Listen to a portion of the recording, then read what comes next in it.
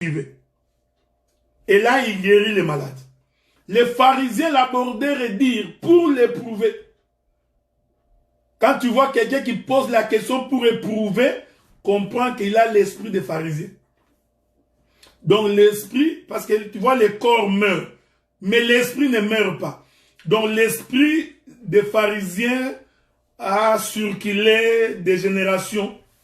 Donc nous avons aujourd'hui des gens qui ont l'esprit des pharisiens, qui viennent poser des questions. Qui viennent poser des questions pour éprouver. Je vais répéter, j'espère que vous me suivez attentivement, que le son est meilleur.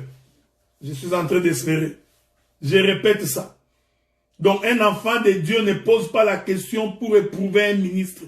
Ou alors tu sais, tu confesses ce que tu as, ou alors tu te tais. C'est ça un enfant de Dieu.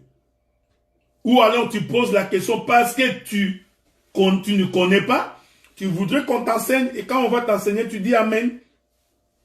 Nous avons toujours été étonnés de voir des gens qui posent des questions comme les diables, comme un pharisien, comme un sadducéen, comme un scribe. Donc lui, il a sa propre réponse, il a sa propre affirmation, mais il vient quand même poser la question.